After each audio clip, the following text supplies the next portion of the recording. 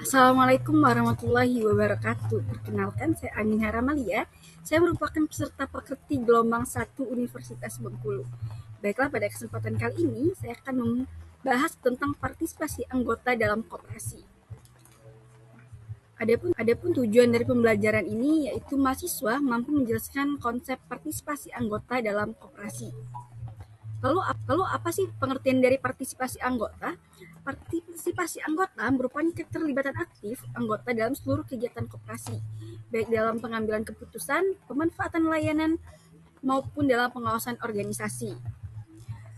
John Birkle mengatakan bahwa partisipasi anggota merupakan ciri utama koperasi yang membedakannya dengan badan usaha lain, karena anggota bertindak sebagai pemilik sekaligus pengguna layanan atau dual identity. Lalu partisipasi anggota dalam koperasi dapat muncul dalam beberapa bentuk. Yang pertama, partisipasi dalam pengambilan keputusan. Yang kedua, partisipasi dalam permodalan. Yang ketiga, partisipasi dalam kegiatan usaha. Dan yang keempat, partisipasi dalam pengawasan. Arti penting partisipasi anggota dalam koperasi karena partisipasi anggota itu sendiri memiliki peran yang sangat penting, sebab koperasi tidak akan berkembang tanpa keterlibatan aktif anggotanya. Beberapa alasan penting partisipasi anggota adalah: yang pertama, menjamin keberlangsungan koperasi. Koperasi hanya akan dapat berjalan jika anggota menggunakan layanan koperasi itu sendiri. Lalu yang kedua, meningkatkan kinerja usaha koperasi, yang mana semakin tinggi partisipasi anggota, semakin besar pula volume usaha koperasi. Dan yang ketiga, mewujudkan demokrasi koperasi. Koperasi akan berjalan dan menjalankan prinsip satu anggota satu suara. Lalu yang keempat atau yang terakhir, memperkuat rasa memiliki. Anggota yang aktif akan merasa bahwa mereka memiliki koperasi sehingga lebih bertanggung jawab terhadap keberhasilan koperasi organisasi itu sendiri. Lalu gimana sih cara meningkatkan partisipasi anggota?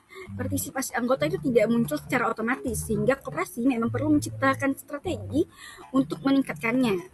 Adapun beberapa cara partisipasi anggota, antara lain yang pertama adalah pendidikan perkoperasian.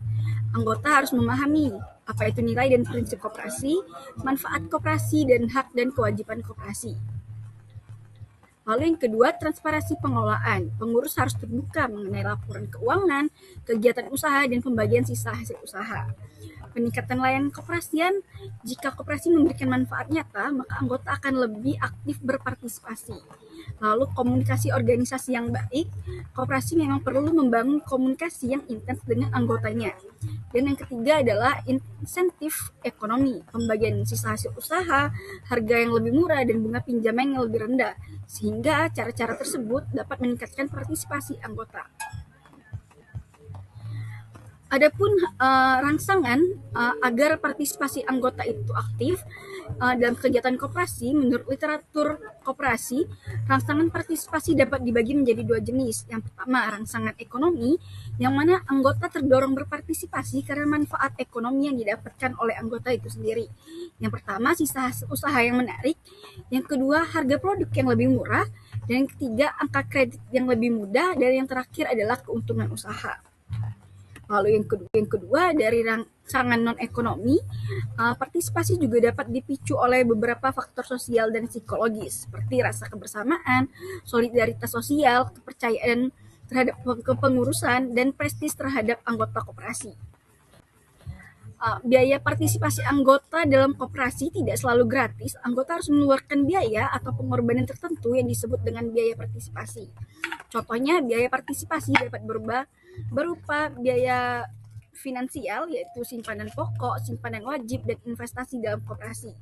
Lalu yang kedua ada biaya waktu. Yang pertama, menghadiri rapat anggota, mengikuti kegiatan koperasi. Lalu yang ketiga, biaya partisipasi juga dapat berupa biaya tenaga, yang mana anggota harus terlibat dalam kegiatan koperasi dan membantu operasional. Yang keempat, ada biaya psikologis, yang mana ada tanggung jawab sosial sebagai anggota dan risiko dalam pengambilan keputusan.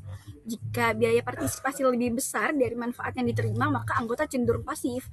Namun Oleh karena itu, memang koperasi harus memastikan nih bahwa manfaat partisipasi lebih besar dibandingkan biaya yang telah dikeluarkan oleh anggota itu sendiri. Baiklah, adapun itu pembahasan kita pada hari ini. Lebih dan kurangnya saya mohon maaf. Saya tutup dulu. Selamat sore. Wabillahi taufiq wal hidayah. Wassalamualaikum warahmatullahi wabarakatuh.